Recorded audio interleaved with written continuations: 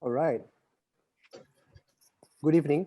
I'm Zaim, Director of External Relations for KSI Strategic Institute for Asia Pacific, KSI, and I'll be your moderator for today.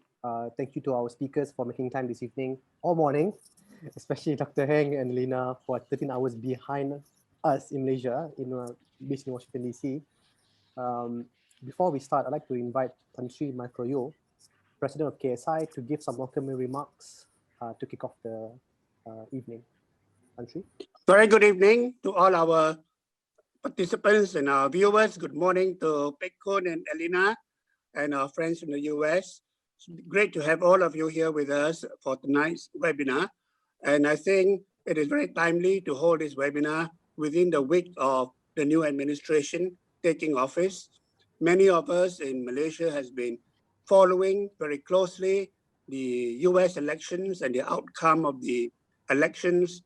We do feel a sense of relief with the new administration. And I think it is good for us to look deeper into how the Biden administration will impact not only on Malaysia, but also on ASEAN and also on China-US relations, which has a big impact on every one of us here in Southeast Asia as well. I'm delighted Dr. Heng is with us because she was in China for quite a number of years, and your insights on both China and the US could be very useful as well. And we do hope that Siobhan will also be able to share with us how the business community look at the Biden administration and what do you think the economic policies of the Biden administration can assist business in this new normal. So I think we've got a very interesting panel of scholars, political scientists, and also of business leaders like Siobhan from AMCHAM to share their thoughts and insights with us. So welcome to today's webinar. I look forward to hearing from our speakers and to interacting also with the participants. Thank you for participating. I hand the floor back to Zaim. Thank you, Cheng-Chwee. Thank you for kicking us off.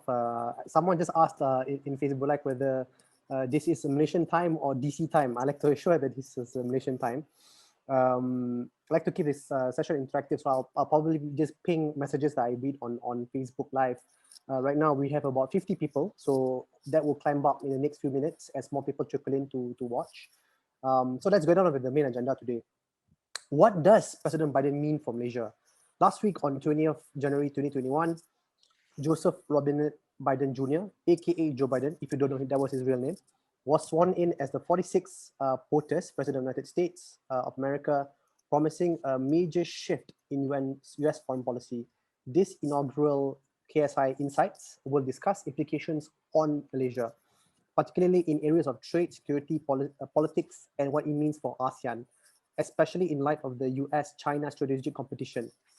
First, let me outline the itinerary for today's session.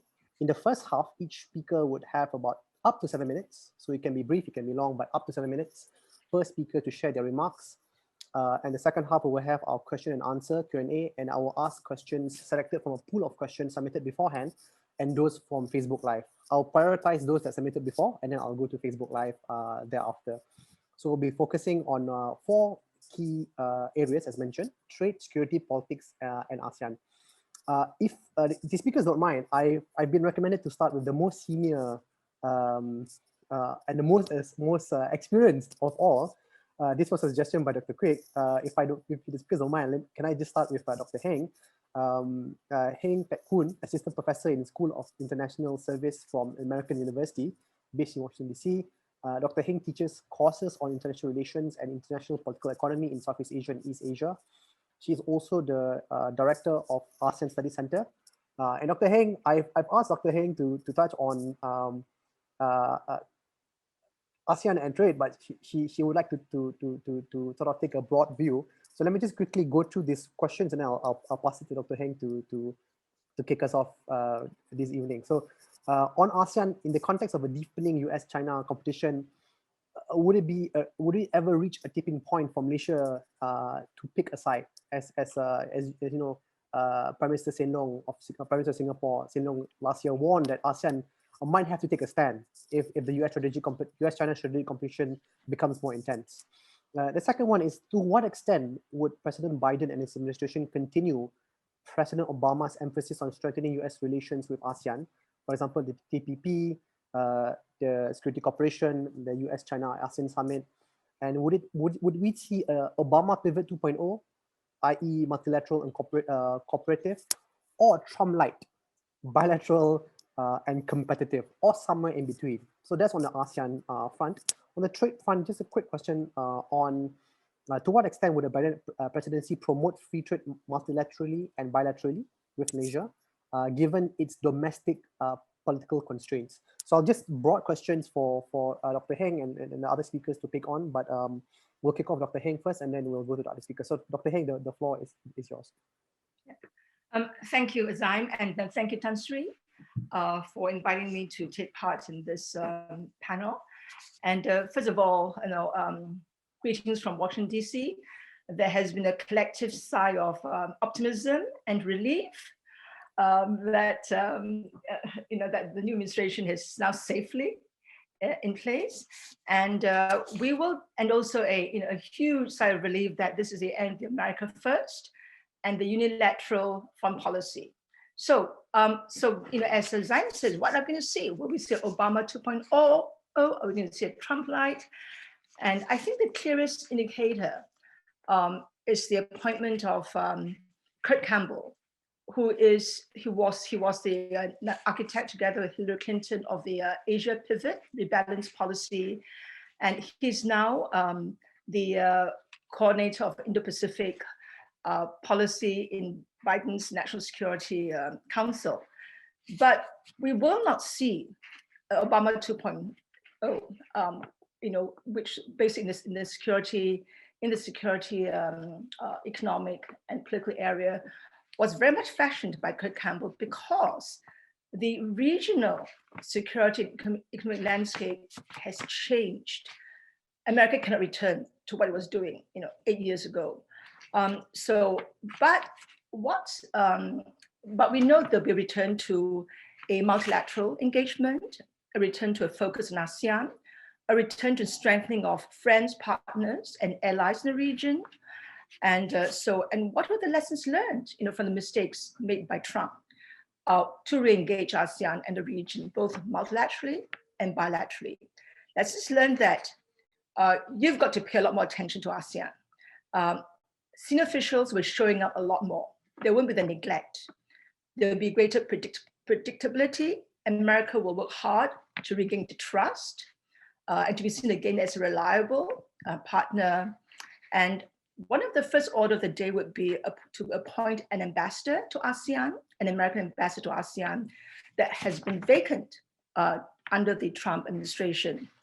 And then the other lesson learned is that it's been made very clear, by the ASEAN's the countries, is that ASEAN, any country in ASEAN wants America to make them choose between America and China.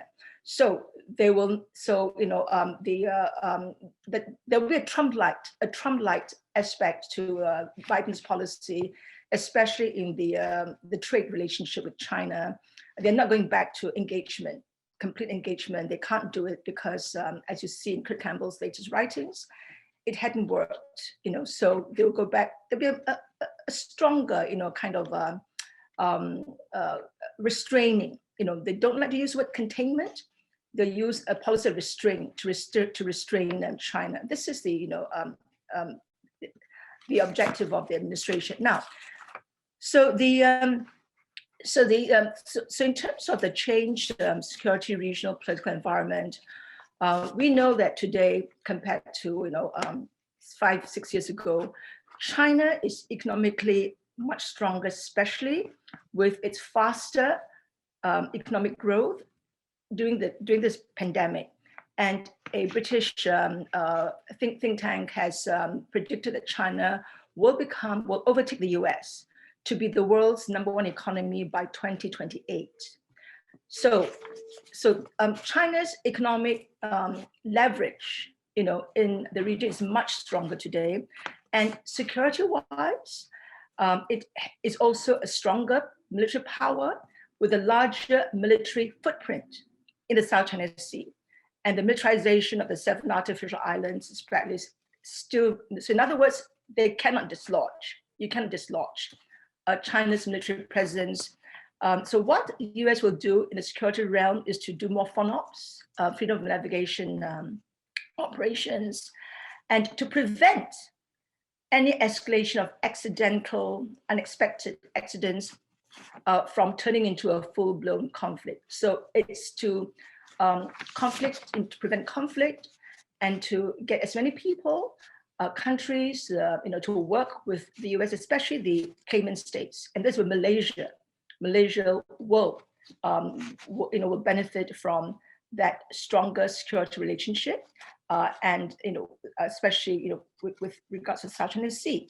Now, the regional security policy will be it will be a Trump light, because you see an iteration of the free and open Indo-Pacific. They may have a different name, but central to this would be the focus on the quadrilateral partnership, US working with Japan, India, and Australia, to manage China's power and rise in the Indo-Pacific. So, and that could be some concern of ASEAN, because it may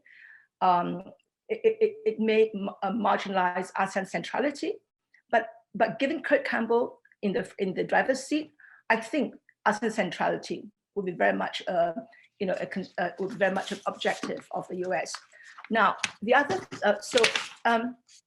very quickly, economy, and Siobhan will talk more about that. The sea, there's very little. The US will not be joining the CPTPP anytime soon. It has lost momentum completely. No support, from either the Democrats or Republicans to revive it. We know the AMCHAM, we know that US ASEAN Business Council, US Chambers of Commerce, they want it. They're going to lobby. So we'll see how successful the lobbying will be. There'll be unlikely a bilateral FTA. So I don't think, unlike Trump, that was interested in bilateral FTAs, Biden will not pursue bilateral FTAs. He'll go for the multilateral. And if anything, it will be a CPTPP if there's going to be some trade initiatives. Now, it is in the last realm, the political realm, that I see the greatest leverage the US will have. Now, we know that China is militarily and economically entrenched to a degree that it cannot be dislodged easily, but it's a soft power. Public diplomacy and soft power is where the Biden administration can have more leverage, given China's issues with human rights and democracy promotion. Now, so the priority is for Biden is to repair democracy at home, here in the US, to deal with the Trump insurrectionists, and to impeach Trump for undermining or attempting to destroy US democratic institutions. Now, if we look at Biden's efforts to promote human rights and democracy, I don't see it as in any way harmful. It will not cause great tensions. China is where human rights and democracy, with the sanctions in place about the Uyghurs, the Tibetans, Hong Kong, that will remain in place under Biden. For Southeast Asia, I doubt that there will be any tensions. But let's look at the Malaysia relationship in terms of human rights and democracy. The State Department puts up 3 reports, the 3 areas: human rights report, trafficking in persons report, and freedom of religion report. Now, if you look at this, trafficking in persons, that's where the issues will continue, but it's always been there. And I don't think there'll be any worsening, deterioration in the relationship over trafficking in persons. I mean, the Trump administration has put sanctions for the violations of migrant workers in the plantation industry and in the rubber glove making industry. So the trafficking in persons report will, there will still be pressure on Malaysia to perform better than it has been for the last couple of decades. And then the other, I think the area of new, perhaps new initiatives, or I don't know, maybe some pressure, would be the freedom of religion report.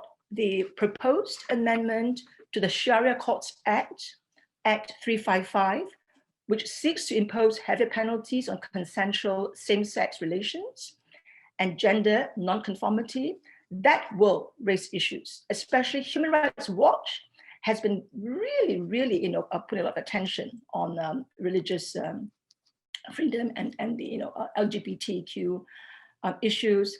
And so I think if it comes to human rights, if it comes to human rights, this is where some some action could be taken. So quickly, just to conclude, overall, Malaysia, in terms of the stimulus package, the COVID vaccination is going, that is now proceeding. The effort to revive the economy, to create jobs, that would be good news for Malaysia and for regional economies. China, of course, is a hit, but I think with increased domestic consumption in the US, you will see, the opportunity. You will see generate a new revival of Malaysian exports to the US. So basically, security, Malaysia will also benefit from the from increased cooperation on South China Sea issues. And under the this new demonstration, if UNWA should come back, whether we're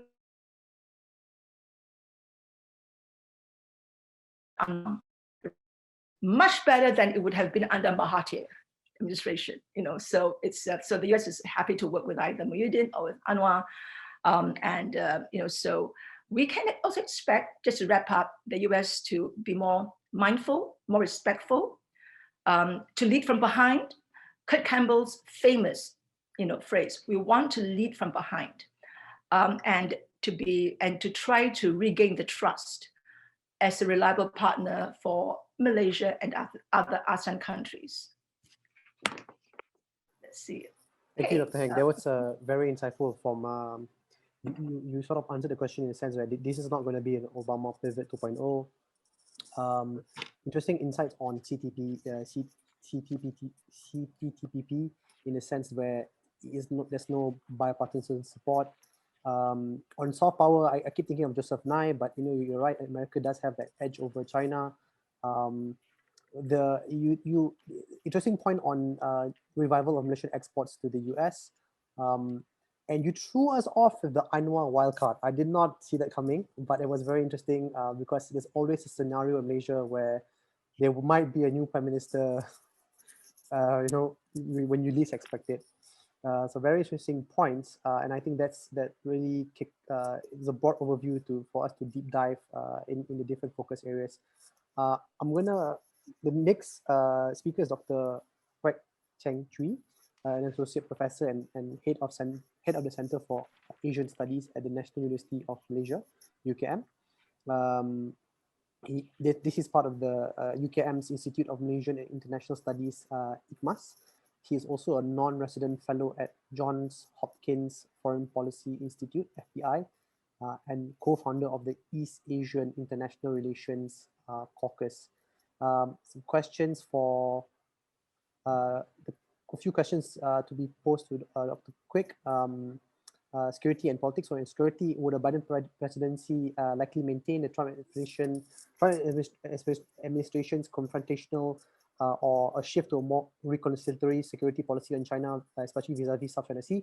I think Dr. Heng has touched about this just now, briefly on South China Sea dispute. I think maybe Dr. Kuik can talk about that, given that he's written a paper about it recently.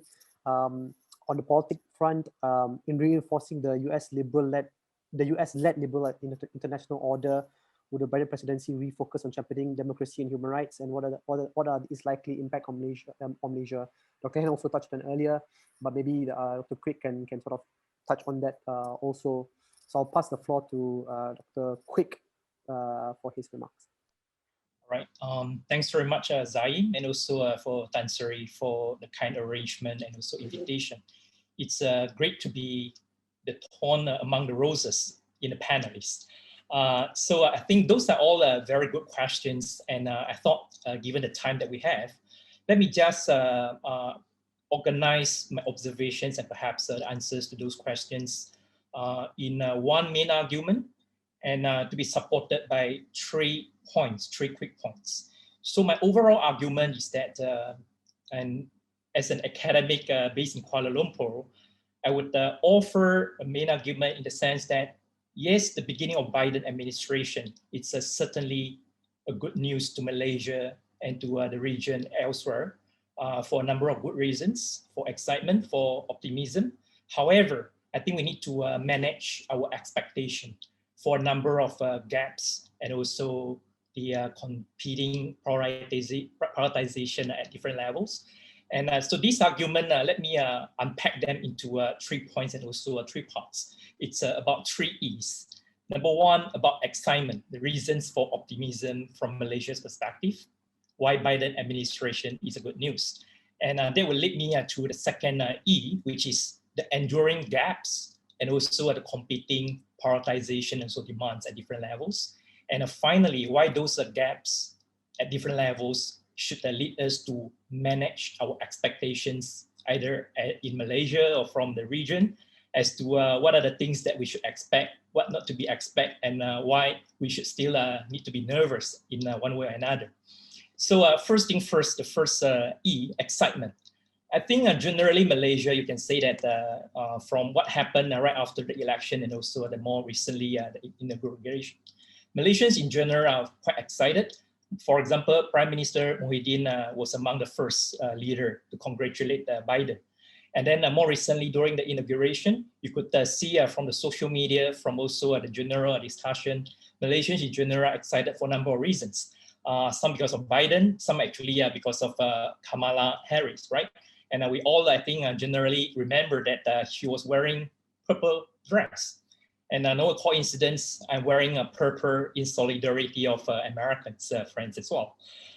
Joking aside, I think more seriously, there are a number of good reasons that why we think that Biden administration is good news, because of it's a greater predictability, greater credibility, higher confidence. And all those, I would say that it's not just about psychological impact. It's something that you know that would be translated into a greater space for policy and also bilateral relations and also beyond.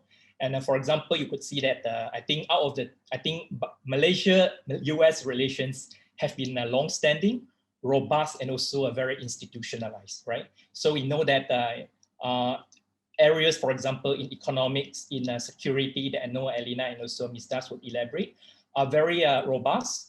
And we know that people to people as well. So economic security and people to people has been very institutionalized. And we think this will continue to grow under Biden. But I think Biden's, I think the excitement surrounding the Biden administration would also give us to expect that there are other areas where I think the two countries can also pay attention to. For example, the public health, for example, development, and also technology, so on and so forth. So we would get back to that. So those are good reasons that I think why that explain why Malaysians in general, by and large, are very excited and also optimistic. And having said that, let me elaborate a number of points, the enduring gaps that why I think we should be mindful about that in order to have a better expectation. So there are many kind of gaps. I would just highlight 3 types of gaps. Gap number 1, it's what is going on within the United States. I think despite Biden's renewed commitment and also posture that US is back and US is going to renew the commitment about multilateralism and a number of regional partnerships, allies, so on and so forth, things that Khoon mentioned very well. But I think the domestic crisis about pandemic, about economics, and also the domestic division would exhaust lots of energies and also attention by Team Biden. And so certain things that are being projected externally might not be necessarily neatly translated into the external foreign policy spillover or including to the Asia region. So that's gap number 1. Gap number two, something that Pak Khoon mentioned briefly, that's about the elephant in the room, right? It's about US-China relations. I think certainly we think that we are confident that under Biden, we will not see those kind of unpredictability under Trump. But I would argue that there has been a consensus, a bipartisan consensus in Washington, D.C. about how to deal with China. So I would think that the policy ends of pushing back China will remain. Although the approaches, the means, and also how US is going to do it, either alone and also in together with other partnerships will differ, and they will affect the US-Asia strategy. So I think those gap US-China rivalry competition will always be there. Some would remind us that recently there is a declassified document, US strategic framework for Indo-Pacific. So that would give a sense of how competitive elements will continue. But I would also, I think, picking up from what Pak Khoon mentioned earlier on, she mentioned about the Kuik Campbell as the Indo-Pacific coordinator. In fact, 1 week before Biden's inauguration, Kuik Campbell and also Rush Doshi co-authored a piece in Foreign Affairs. So I think that article gives a good sense of how US-Asia strategy will evolve. It's really about to meet the China challenge, number one, and in the process also to restore balance of power and also to restore the so-called legitimate order. So I think there is a hierarchy of interest and also tension. But again, I do agree that Biden's commitment about some global issues like climate change, like a pandemic, would necessarily require Biden administration to collaborate with China in one way or another. So those are optimism. Finally, the gap that I would like to talk about, and I will try to be quick, is that it's within a US-Asia strategy. I think there are some realities that Malaysians might not like it, but we do need to be mindful about it, right? So the reality is that when we talk about US-Asia strategy is number one, I think US in general across all administrations generally pay more attention to Northeast Asia than Southeast Asia. So there is a benign neglect whenever it comes to US-Southeast Asia relationship. Under Biden, I don't think this is going to change. So secondly, US-Southeast Asia relations, to a large extent, for a lot of time, is not being taken the importance on its own right, but it's always a means to a larger ends of Washington, D.C. Earlier it was counterterrorism, and now about China. And this is something that I don't think Southeast Asia like it. We want it to be treated on our own right. So that's the second kind of US-Asia strategy issue that we need to deal about. And within US-Southeast Asia relations, I think again, out of 10 ASEAN countries, Malaysia might not generally be like top of the agenda. I think generally US will pay more attention to some neighboring countries rather than Malaysia. But Malaysia, of course, is important on its own self. But and there, as I said earlier on, there are lots of reasons where there have been Malaysia-US relations have been quite robust and also institutionalized. Which brings me to my concluding point about the how do we manage the expectation. So with all the reasons for optimism and also the enduring gaps that I talked about, I think we need to manage our expectation in the sense that, yes, I think US-Malaysia relations will grow, stay in a very stable and positive way, hopefully comprehensive under Biden. But I think we need to realize that we won't be in any top of the agenda in the region. There will be some benign neglect that they will still to continue, but we could certainly give more momentum on issues that are more institutionalized, where US-Malaysia can complement each other. And those will be areas like, for example, the maritime security, although there are some other ancillary risks, but those are the things that we can deal with it later on. So with that, let me conclude my remarks. Sorry, I'm taking a bit longer than I expected. Let me conclude by saying that with all the 3 points, again, the largest challenge is really about Malaysia and also domestic and internal.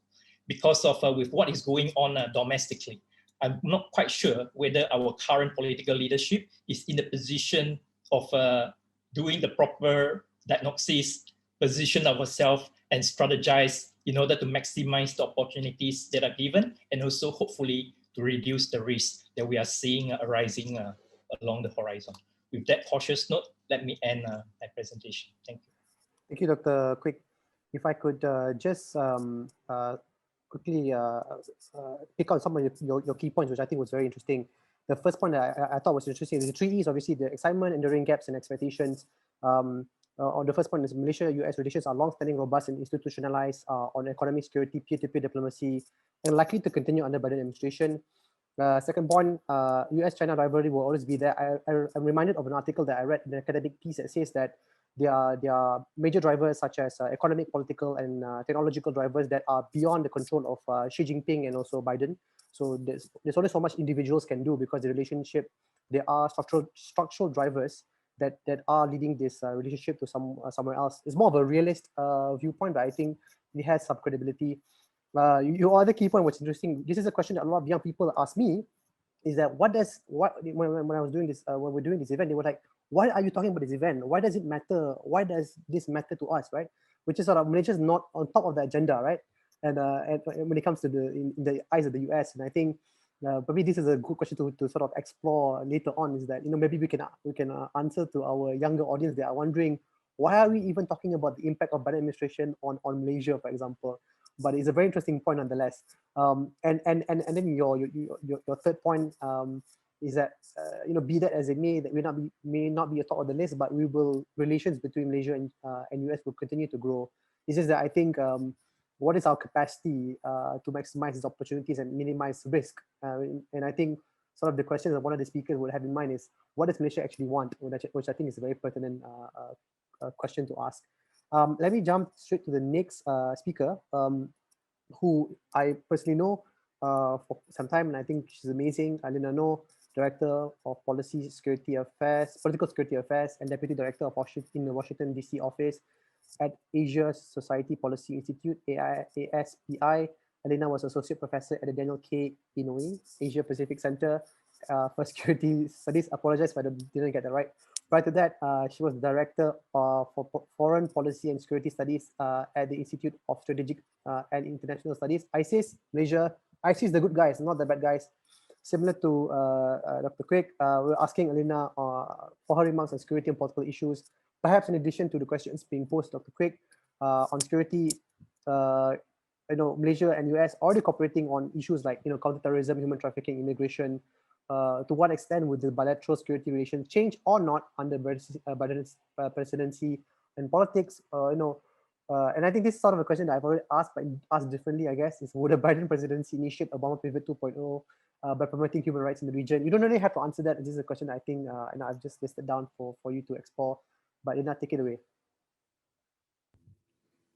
Thanks very much, Zaim, for that generous introduction. It's all going to go downhill from here. Thank you, Tan Sri and KSI, for having me on this panel and to be reunited with good friends. I'm so excited to be amongst leading thinkers on US and ASEAN relations. In the spirit of ASEAN solidarity, let me endorse everything that has been said prior to my remarks. But maybe I can offer some of my own nuances to some of the comments that have been made.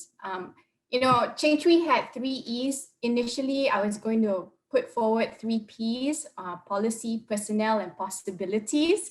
But I'm going to throw that out of the window and just get straight to answering some of the questions, Zaim, that you posed to me. I'll start with a cautionary note. If Cheng-Chwee ended on a cautionary note, I'll start with one.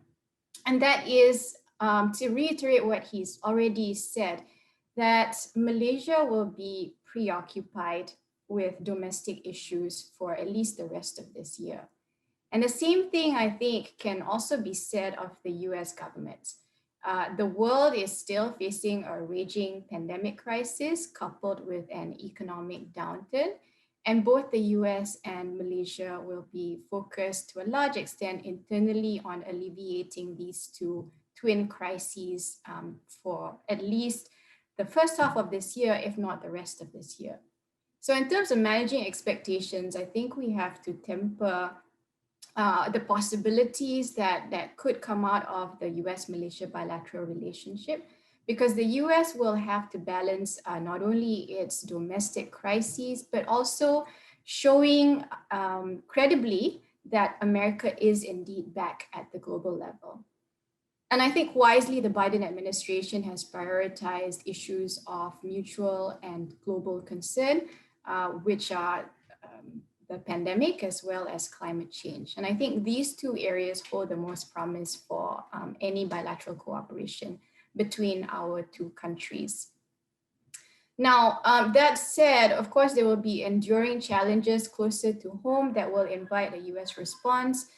Specifically, you asked about the South China Sea, so let me address that.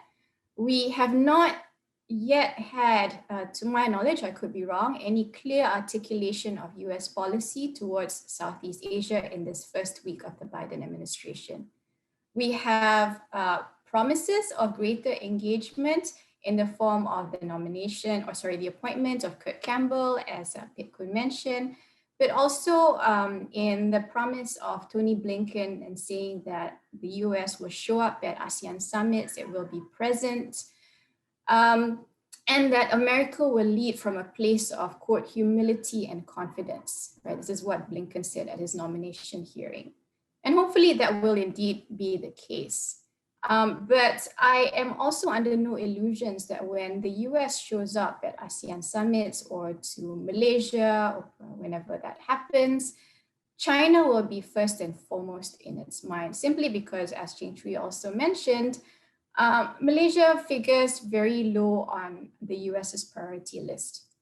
And this is not necessarily a bad thing. I don't think we should always be high on the US's attention. That could invite other unintended consequences, particularly domestically. But the reality is that even with the appointment of political personnel in senior and mid-level positions within the Department of State, as well as the Department of Defense, the so-called Southeast Asia hands are really going to be tangentially China hands because of this bipartisan consensus on the US having to be strong against China. Now, what does this mean in the South China Sea? Again, no clear articulation of policy yet on the South China Sea per se, although tensions we saw were slightly high a couple of days ago between US and Chinese ships in the area.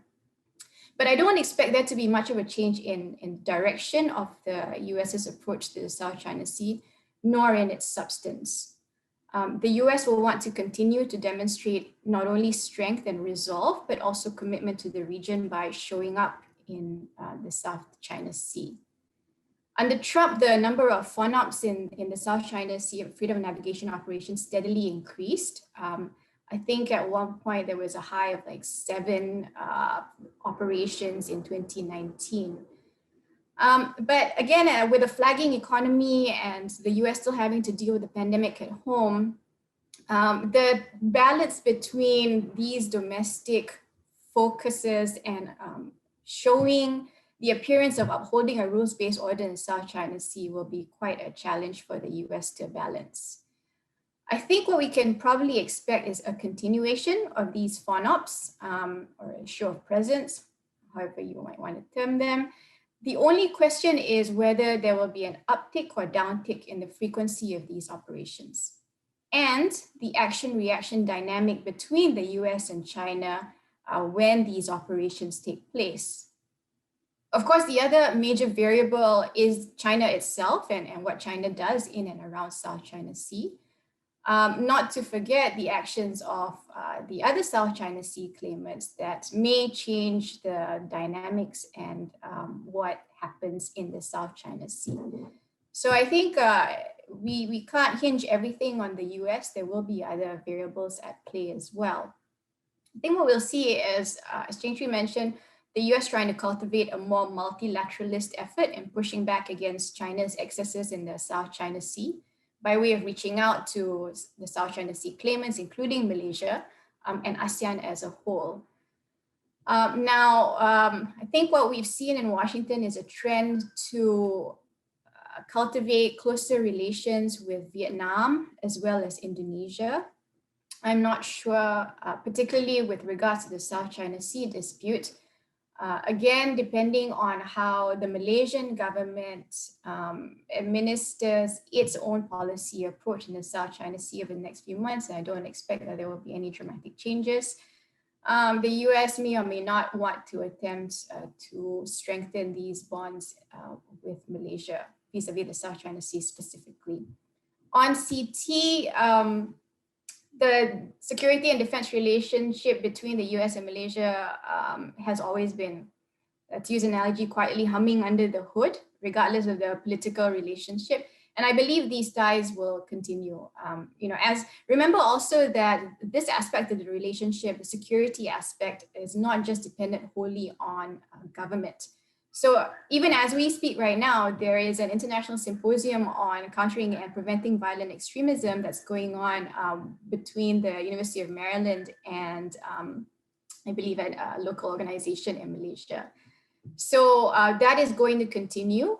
And I think it's good news on both the political and security fronts that one of the first things the Biden administration did was to overturn the Trump executive order on the Muslim ban. One thing, and I'll end on this note, to keep an eye on is on issues of technology.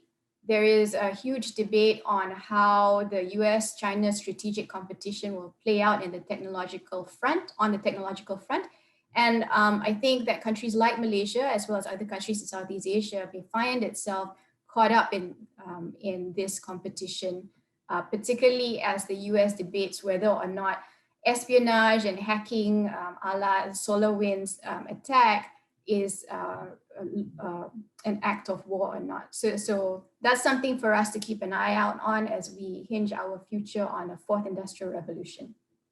I'll stop there. Thank you, Elina. A few key points that I think you mentioned worth repeating here is that Malaysia and the US will be preoccupied with domestic issues, economic fallout, and COVID-19 pandemic. So we need to temper our expectations. You mentioned about the new Secretary of State, Anthony Blinken, aka Tony. It's interesting how Tony is not really a progressive. He is accepted by both sides, Republicans and Democrats, for very interesting reasons. Lead with humility at the same time. He supported the Iraq War, and a very interesting character. Wondering how they will pan out for ASEAN policy. You mentioned about the South China Sea with FONOPS. FONOPS will continue, but what is the frequency of these FONOPS in the future? And I think interesting point on the CT, counterterrorism security cooperation with Malaysia and US will always continue. And the final point was also interesting. It's close to my heart. My thesis was on the US-China AI arms race, the issue of strategic competition on technology, AI, 5G, and all that good stuff. I think it's very interesting a series of issues that I think can be explored in Q&A if we have time. I'm going to move on to our next speaker. Last but definitely not less important, we have the voice of the business community in Ms. Siobhan Das, CEO of American Malaysia Chamber of Commerce and AMCHAM, Malaysia. AMCHAM is founded in 1978, so it's pretty old, as an international and non-profit private sector business association comprising of more than 1,200 members representing 280 American, Malaysia, and other international companies. Siobhan joined AMCHAM in 2016 as the ED, Executive Director, and was promoted to CEO the first time ever in his 43 years of history. Siobhan spent 11 years in Shanghai, 5 of which as a director at AMCHAM Shanghai.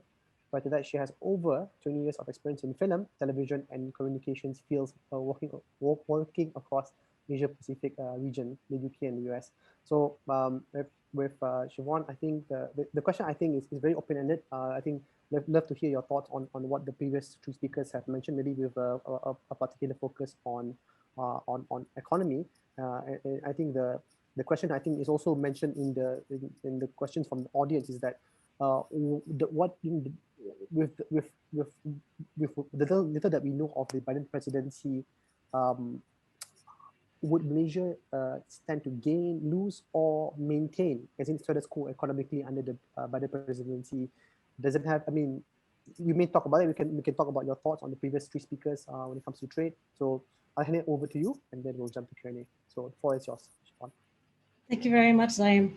And thank you very much for having me on this panel. I know I'm not an academic, so I'm going to leave all that very, very insightful things. And I've been taking notes frantically for future reference. Yeah, so switching the conversation very much to the trade side and the business side. As Zaim said, we as a chamber represent the business interests. We are not politically tied to the US. So it really is a very much a focus on what's happening with US businesses situated in Malaysia. And you know, the relationship is one of the strongest in Malaysia. Malaysia is has the US as its third largest trading partner, and significantly in the US, it's the 19th largest trading partner. So there's a lot. Even though it may not rank very high, there's a lot of trade between the two countries, and it's got a lot of foundation.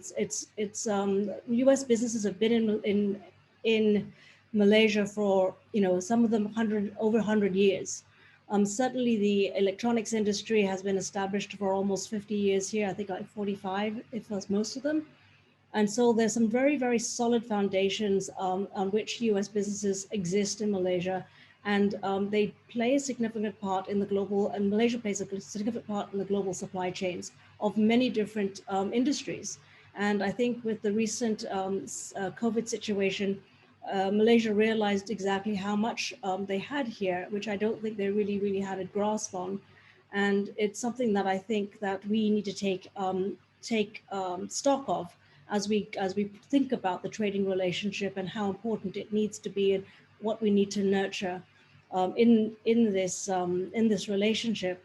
I think, you know, again, the president has been in the administration for all of, you know, a week as of pretty much today. We're all kind of speculating as what it could be, with some of the hints of, you know, with Janet Yellen being confirmed, Tony Blinken being confirmed, Catherine Tai coming in as USTR. So there's a lot of speculation as to how it's going to go. And we are very much a wait and see, you know, how it's going to play out. I agree with all what the speakers have said in the past. Here, you know, the relationship with China is something we need to watch. But I think one of the things that I wanted to build on is the fact that there's a lot of opportunities as well as for Malaysia. It's really, and I was the person that was talking to Zaim earlier today. You know, my big question is, what does Malaysia want from this relationship, and whether it can see the opportunities that do exist in the opportunities in trade and more importantly, the opportunities in business. And because I think there's a lot of interest in Malaysia. It has a different set of offerings to businesses as they look around Asia to expand into Asia. Malaysia has, it's a very, very small population compared to its neighbors, but it has strength in areas that, that we need to pay attention to. And this country, as Elina said, we're going through our own turmoil here in Malaysia. And as we go through that, this is also opportunities to change and strengthen areas that we need to strengthen. But it all fundamentally goes back to, what does Malaysia want? You know, what position does Malaysia want to hold in the area of technology? Does it want to be a larger cog in the global supply chains? And if so, in which areas? Now, the opportunities that I see for Malaysia is, you know, the increase, and we'll hope that the multilateralism will emerge and that we will see maybe progress, as was mentioned earlier. All businesses are going to want to see CPTPP come into force in Malaysia, in the US, as they're rejoining. But we've also got RCEP, and RCEP will bring the community in the local area here together. So we're working on that. Don't forget that CPTPP has been in force 4 years now. We've just passed its 4th anniversary. So it's already progressing. And we've got countries that are looking to come into it, and Malaysia needs to make a decision as to what it wants to do. If the UK joins, if Taiwan figures out how to join, that's another very interesting discussion down the line. I don't think it's going to happen tomorrow, but it's an interesting discussion. However, but the opportunities also, the Biden administration has very clearly said that it's pivoting towards being a good steward of climate change, and you know that's already happened. He's rejoined the Paris Accord. The question I have is, are there opportunities for Malaysia and Malaysian companies and US companies in that trading relationship for us to take advantage of that focus in the sustainable environment. What does Malaysia offer? What can we bring to that part, to the conversation? And can we build exchange programs? Can we build a focus and grow together to address this? That's one opportunity. I think that would be really interesting for the country to grow on. There are other, I think a lot of the Malaysian companies, as well as whether they are here as a Malaysian company or as a US company based in Malaysia, it's very strongly in the technology side as an intermediary. Developing E&E, the E&E semiconductor industry is very, very important. But we also have other goods to trade as well. And it's not just trade with the US, because a lot of US companies are here to trade with Asia, which is where the RCEP piece comes in. And the trading with Asia is going to rise in becoming one of the more important areas. And that balance that we talked about, the focus being on North Asia versus South Asia, with RCEP coming in right now, it is very much focused as a Southeast Asian trade agreement. But as China rises into it, there's going to be a natural pivot. So Malaysia and the ASEAN countries need to understand that pivot's going to happen as the economy grows. I think someone mentioned 2028 being when the China will overtake and be the leader. So we've got 6 years, and will it coincide with the kind of the maturing of RCEP? There are lots of different issues. It'll be 6 years, it'll be 10 years of CPTPP. So there are some things in there that I think will be really interesting to explore. But I also think that Malaysia has a role to play in ASEAN, and I think it has an opportunity, if it can figure out through this flux that we're all going through right now, what leadership role it can play in ASEAN. I think then the group of 10, the ASEAN countries, may also be able to play that greater force with regionalization, harmonization, that all needs to happen in ASEAN. Then you'll be able to, the country as well as the group will be able to speak as one and offer something that's different than what exists today, and actually provide an offering to the US to kind of focus their efforts on what they can do as this trading bloc as well. Because one nation may not have everything, but if you think about the ASEAN trading bloc, if you can harmonize a lot more, you'll have more greater talent mobility, you'll have a lot more talent options, you'll have labor that may be cheaper in one place, but you've also got R&D in another place, and you can move things around if you can work together better, and you can enhance that in greater ways. So I would say that I think there's lots of opportunities in the. I'm being very optimistic as. I tend to be. I would say I'm a pragmatic optimist. You hope for the best and prepare for the worst. And that's what as a chamber, that's what our role is. Our role is to hope that we can get things through, but at the same time be ready there to catch the balls as they fall and make sure they don't crack and break. So I think I'm very hopeful for the people like Kurt Campbell and Tony Blinken, Catherine Tai, and really the State Department and the Commerce Department, and looking at how they can play with all of Asia, but refocused. And I think there will be some interest in really looking at what ASEAN can do. And I agree. I think we'd love to have an ASEAN ambassador again and fill the other ambassadorships like the one in Singapore that has been vacant as well for a long time as an ambassador. We've only had Shajez. And of course, for Malaysia, we're looking forward to having our own ambassador come to us in the next month or so. So on that, I'm gonna maybe go back to you guys and maybe answer some questions. I know we don't have that much time left, and I'm sure there's lots of questions out there. Thank you, Siobhan. Interesting points that you mentioned. This is, I really appreciate your viewpoint from a different track, trading side. I think the greatest contribution, I think, was your question that you posed to us, is that what does Malaysia actually want in trade and business? Even though we punch above our weight as a trading nation, what do we actually want, right? If we want to play a big role in the supply chain, how? it's a very good question. The other point I thought was interesting was on climate change. How can we leverage our strength, if any, when it comes to sustainability, ESG for companies? How do we bring that to the conversation, especially to our companies? You mentioned about the technology front with China's own pivot to Southeast Asia with RCEP.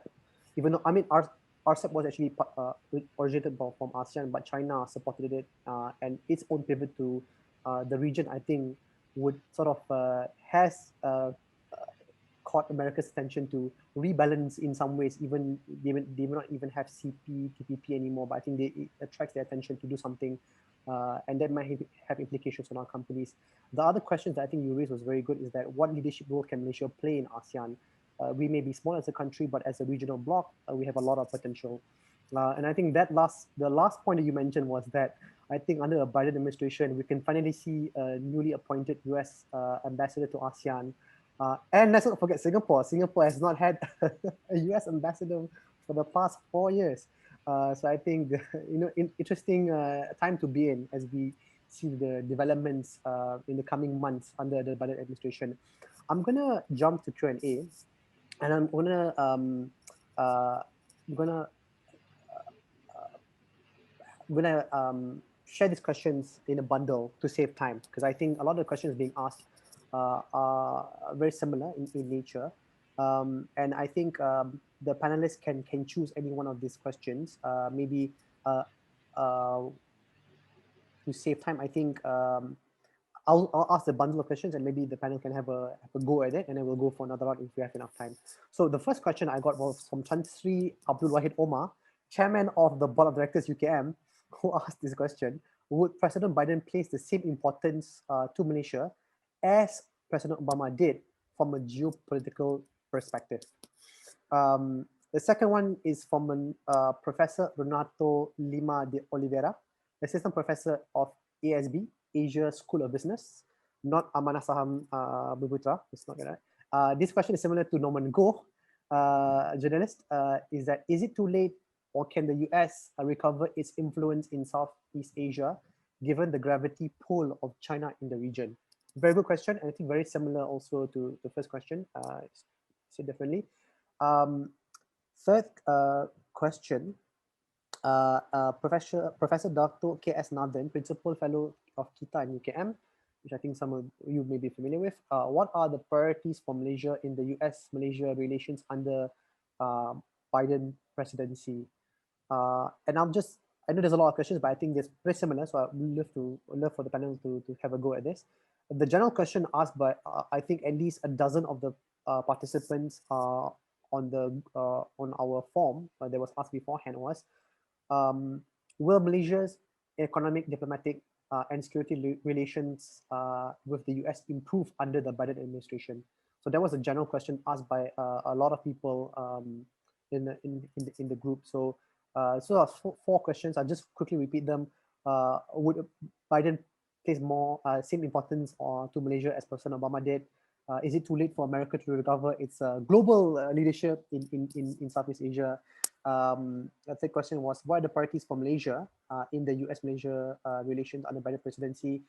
And the general question was, will Malaysia's economic, diplomatic, and security relations with the US improve under the Biden administration? So I'd like to invite the panelists to have a go at these questions. And then if we have enough time, we'll go for this second round. So anyone can start first, and you can pick any questions that you like.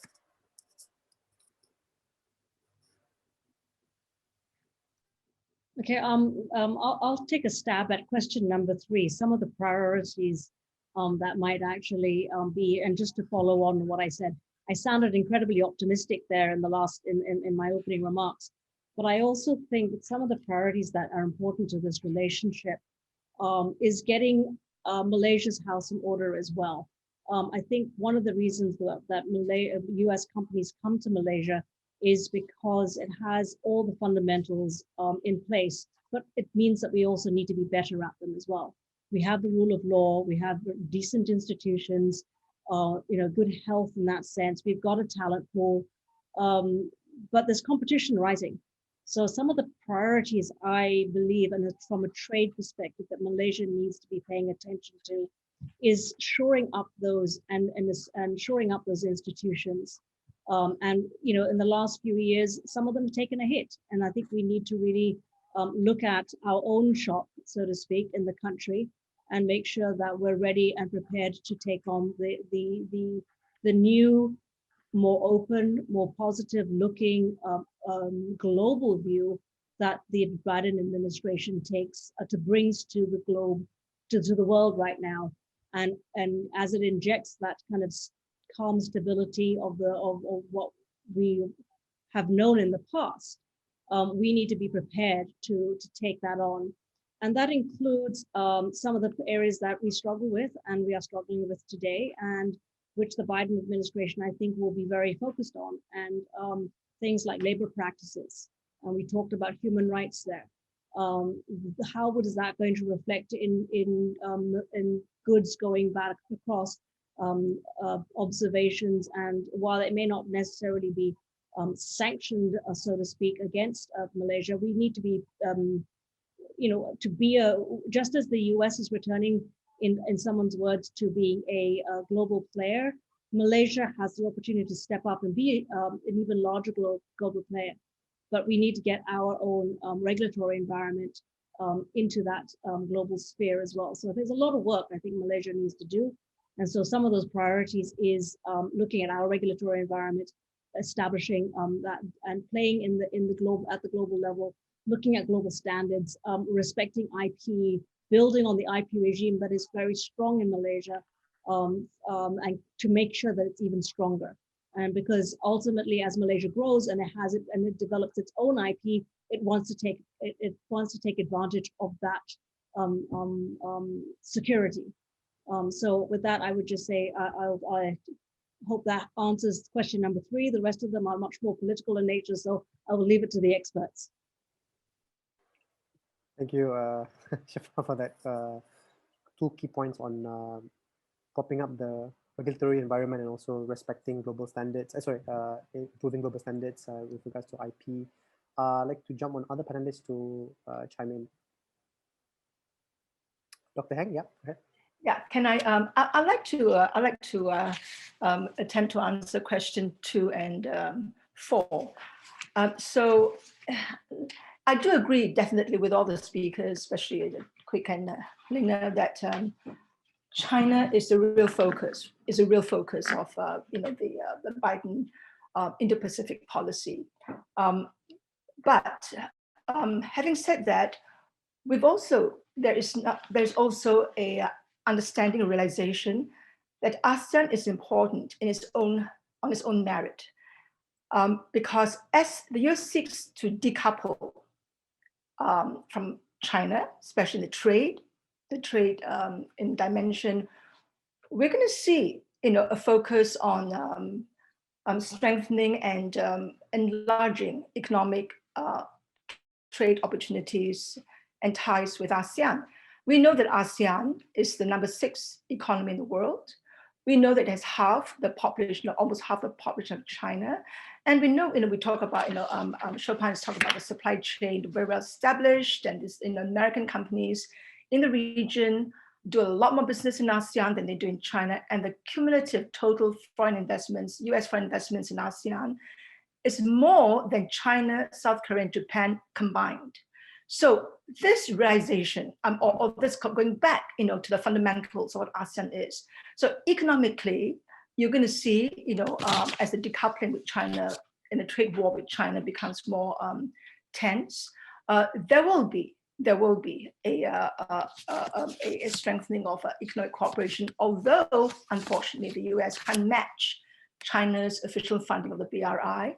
It's Development Finance Corporation, and the Blue Dot Network, the funds it's going to make available for infrastructure and other projects cannot compare to what China has. Now, having said that, we also look at the other side, that there is a lot of anxieties and concerns about China's rise. You see the ISIS Singapore survey that not, except for perhaps Cambodia and Laos, all the other countries in Southeast Asia are very concerned about the nature of China's hegemony in the region. And so that is uncertainty and that concern about China's rise, that China is not going to be trusted to do the right thing in the region, plus the fact that with the decoupling with China, ASEAN is going to receive more, will be a little bit more attention. And given the fact, as Elina says, I think the domestic problems in the US, they are very, very serious. The foreign policy team, the USTR, they are well placed, to have a coherent and coordinated ASEAN policy, and to mend the ties and to undo the neglect that we experienced the last 4 years. Thank you, Dr. Heng. Your point on the ICT survey last year on public concern of Chinese hegemony speaks to Dr. Kuik's point on to your point actually on the soft power of America in its strength. I'd like to jump to Dr. Kuik to chime in and contribute. If I may build on what Khoon has eloquently elaborated to answer Tan Sri Wahid's question, I think the answer is a clear yes. That Biden administration is very likely to attach greater importance to Malaysia for a number of reasons. I will highlight 3. Number one, it's because of the South China Sea and because of China factor, and Malaysia is a claimant country. That would naturally underpin the importance of Malaysia in the regional context for US-Asia strategy. And the other reason, it's because of the geographical centrality of Malaysia. We have been talking about Indo-Pacific, and Southeast Asia is at the center of Indo-Pacific, and Malaysia is the center of Southeast Asia. So in that extent, Malaysia is not just like another claimant country like Vietnam and also Philippines, but Malaysia's geographical position would also affect the importance, the geopolitical calculation, not only on the South China Sea side, but also on the Indian Ocean, the Malacca Strait, so on and so forth. And thirdly, I think it's about the long-standing partnership that we mentioned early on. Early on, we said that defense and security is one of the 3 pillars of a Malaysia-US partnership. So even when we say it is being institutionalized, so meaning that even when political going through a very low point, like for example in 1990s, when under Trump, when things are very unpredictable, you do see that the defense and security partnership still grows. So that's clearly a very valuable platform for United States. And again, the last point to add is that I think it's a more reason that we need to pay attention to foreign affairs article by Khoon and also Doshi, in the sense that there are a number of new things being highlighted by them in that article. One of the main and I thought very important points is that explicitly both of them articulate and advocate that US is not going to pursue a grand coalition on every issues. But what is being put forward on table right now is that US is advocating or contemplating a number of multiple ad hoc and also kind of case-by-case partnership involving different issues. So on the list of issues that the article mentioned, you could see that it's not just military issue, but non-military issue. Those issues, Malaysia clearly play an important role. I wouldn't say critical, but clearly important. That is not just about US-Malaysia bilateral, but also in the regional context. Thank you, Dr. Kuik. The last few points you mentioned about the US is not going to, I mean, as per the article on Foreign Affairs by Khoon and Oshi on building coalition for everything is closely related to another question asked by another audience, which is about President Biden calling for that coalition on democracy set up to China purportedly, and how does that what are the implications on ASEAN and Malaysia? I mean, there's another question I think we should explore if we have enough time, but I would like to jump to Elina for her take on the 4 questions asked. Yeah, actually, let me couple that with your most recent questions, Zaim, on democracy, because I'm actually uncharacteristically going to break with Cheng-Chwee for a minute. I'm not so sure that Malaysia will rise to the top of the US priority list vis-a-vis ASEAN for 2 reasons. One, I think there's a general unstated perception in Washington that Malaysia has become more aligned to China. Now, the US can think whatever it wants to think, but my sense, and Khoon may have a different perception, is that Malaysia is slightly more in China's camp to many in DC, which is why many in Washington are turning to Vietnam and Indonesia because of these two countries' perceived ability to stand up to China. Secondly, this ties into your point, Zaim, about democracy.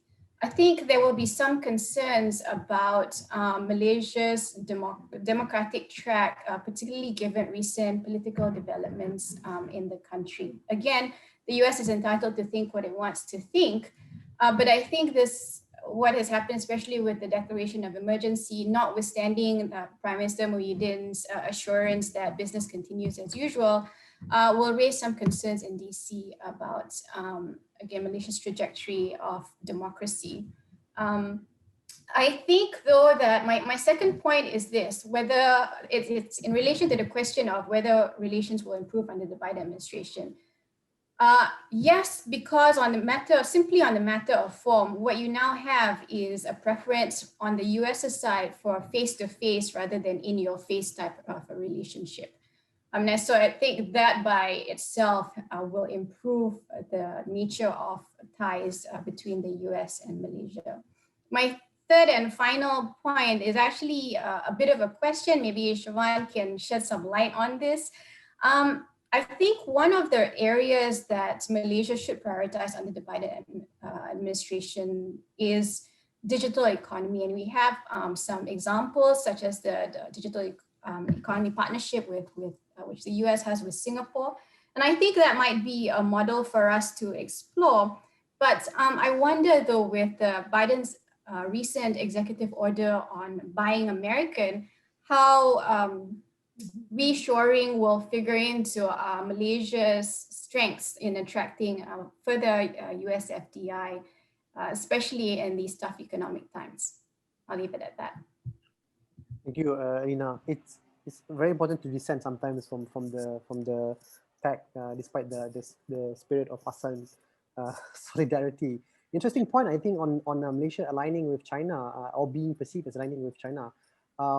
I know Dr. Kuik was to respond to that, but I think just to as a final round for the speakers to wrap up and deliver a takeaway point.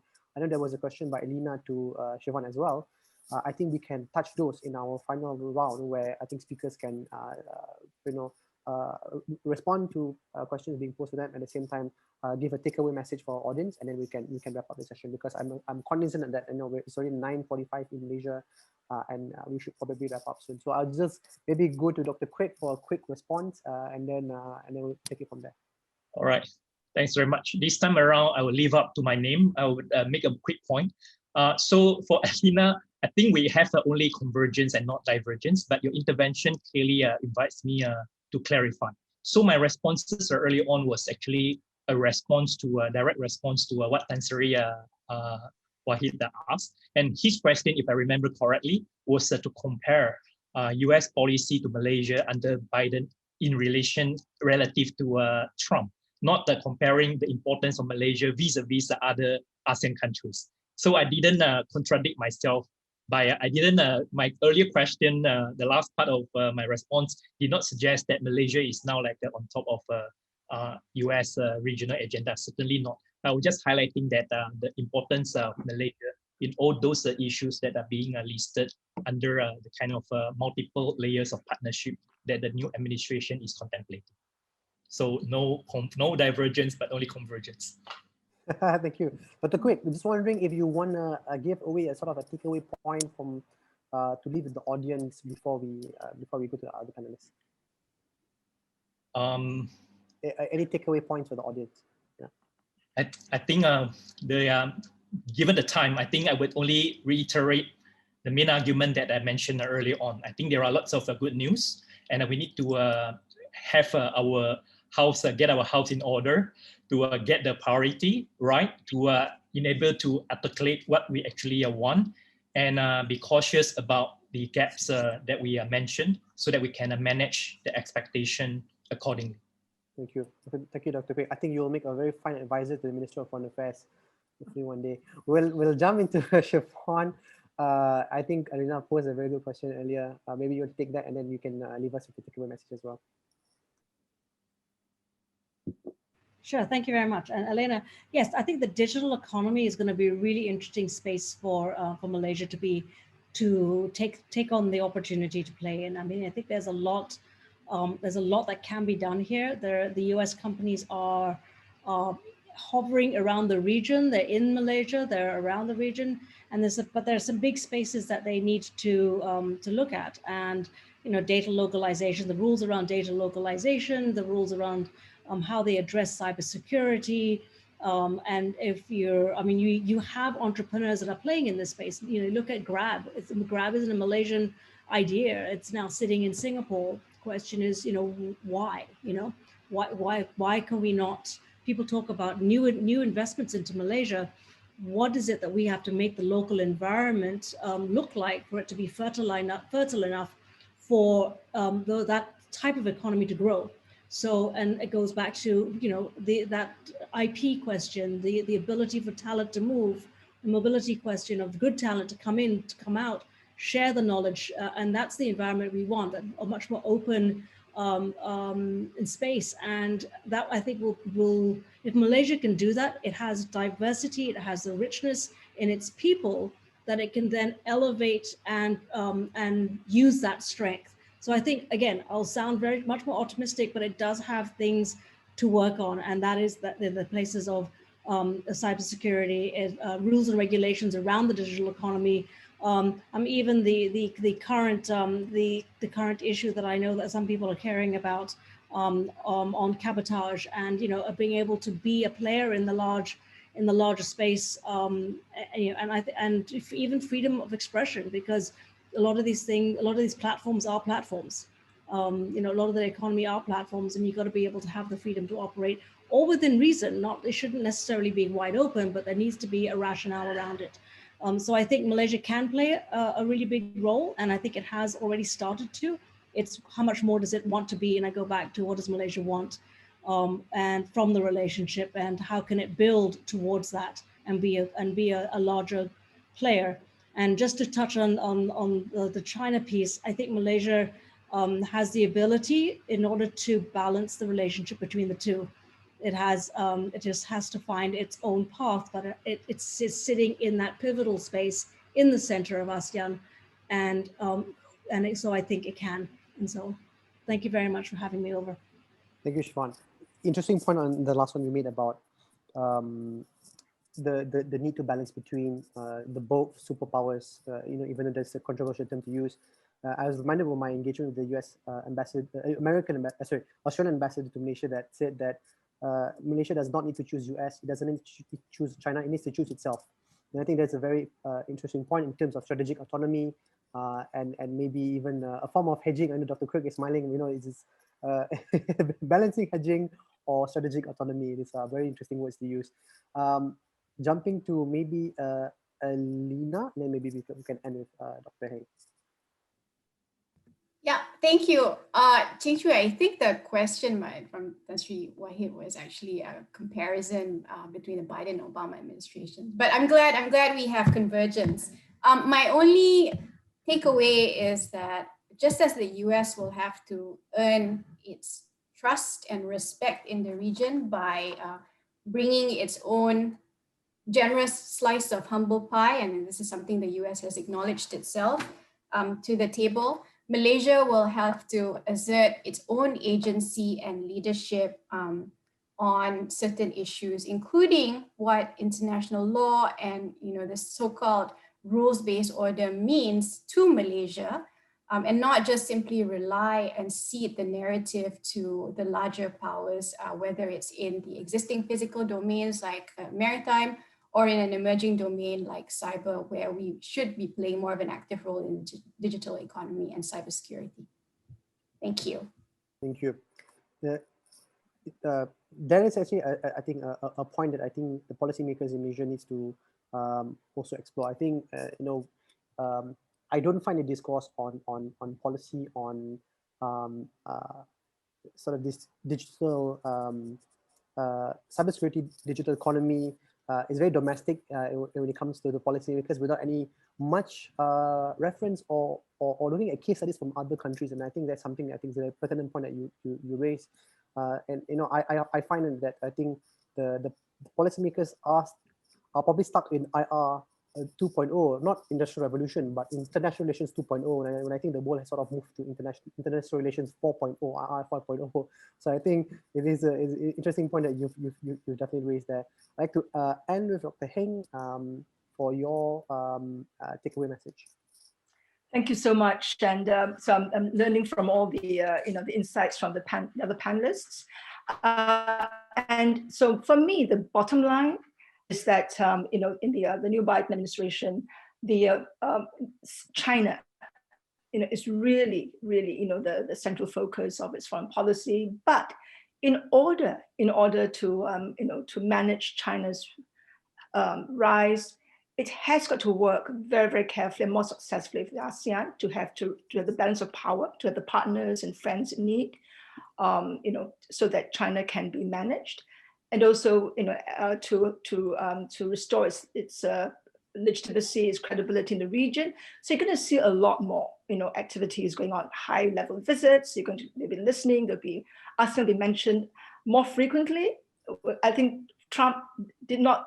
Well, I don't know how many times Trump mentioned ASEAN, but it will be very much on the top of the of its multilateral agenda, and bilaterally they also will work very hard to win more, to gain the confidence again. Now, but at the same time, we have to remember, as the US, as Biden struggles with its own domestic crisis, it may detract, but I think that the Foreign Service, the foreign policy team is very much in place, and they will continue to be focused on the task at hand.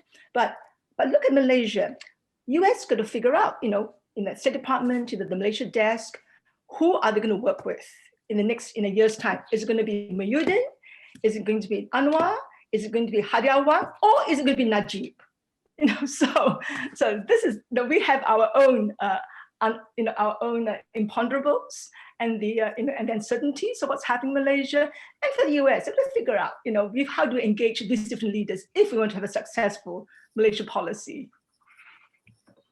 Dr. Heng, thank you for that very interesting insight. I think you raised two very interesting points on US needing to manage China's peaceful or hot rise, depends on how you look at it. And I think sort of the second point was interesting. Who would US work with, which prime minister? And I think the most interesting one is Hadi Awang. I cannot imagine in Hadi Awang foreign policy. I think that is a dissertation thesis by itself, which I think someone needs to explore the past outlook on the foreign policy. But on that note, an interesting note by all four speakers. Thank you for spending your time. Thank you especially to Dr. Heng and Elina for waking up at 7 o'clock in DC. It's really appreciate that. I think you make time to spend time with us. Thank you to all speakers, Kuik, Siobhan for also spending the night. I know it's almost 10 o'clock. I think this has been a very fruitful session. I think we spoke more beyond I think the ambit of trade, politics, ASEAN and security. I just want to end on a note. I just want to end on this note. I think that the audience, I think, is fascinating. I think we had over 100 people registered for this session, and I think a good mix of them are actually young people, and I think this is positive. A lot of young people are interested in IR, in foreign policy, in economics, in trade, and I think that this is a positive sign because I'm not that young anymore, but I remember during when I was much younger. It'll be very difficult to find a group of young people even to talk about these issues that we did, and throughout this whole Facebook Live, we've had a hardcore viewership of 60 people that have stayed on all the way to ask questions, comment in the chat room. I'm sorry I couldn't get to all of those comments and questions, but thank you for the Facebook live audience for sticking around and wanting to ask the audience to other speakers more questions. Hopefully in the future when we have more opportunities to do this, definitely love to host all of you again, maybe on other topics. Maybe we can revisit Biden administration 2 years from now, 1 year from now, and see where that pans out. But thank you for your time, and wish all the speakers good morning and good evening, and hopefully we'll see you soon. Thank you.